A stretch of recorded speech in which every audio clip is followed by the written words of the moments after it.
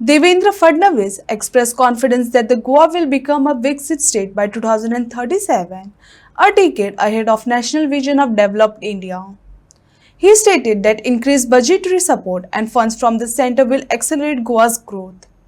Fadnavis also predicted that the BJP-MGP alliance will secure two-thirds majority in 2027 elections in the state. आणि म्हणून बंधू भगिनींनो, आज मोदीजींच्या नेतृत्वात एक उत्तम अशा प्रकारचं भारताचं काम घडतंय. भविष्याकडे त्यांनी वेध घेतलाय आणि मोदीजींनी या ठिकाणी 2047 चा विकसित भारत याची संकल्पना केली आहे. आणि केवळ संकल्पना नाही, आता 5 ट्रिलियन इकॉनॉमी होते, ती झाली की आपण तिसऱ्या क्रमांकावर येऊ, मग 10 ट्रिलियन कडे जाऊ, 15 ट्रिलियन कडे जाऊ.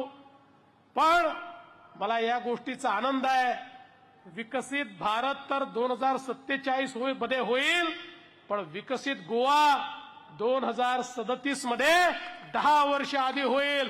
कारण आपण बघा, गोव्याची प्रगती 2012 साली ज्या गोव्याचं बजेट 8,000 कोटी रुपयाचं होतं, ते आता 3 पटीपेक्षा जास्त 3.5 पट या ठिकाणी झालाय, 26-27 हजार कोटी रुपये.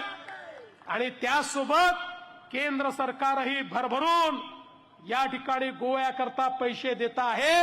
आज सगळ्यात जास्त या ठिकाणी पर कॅपिटा इन्कम आपल्या देशामध्ये कोणाचं असेल तर ते गोवा राज्याचं आहे.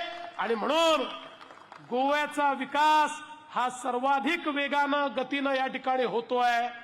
आणि या विकासाच्या या संपूर्ण वाटचालीत मला विश्वास आहे 2027 मध्ये गोव्यामध्ये 2/3 मेजॉरिटीनी भारतीय जनता पक्ष आणि आमची मगोप आणि आमच्या महायुतीची सत्ता ही या ठिकाणी येणार आहे.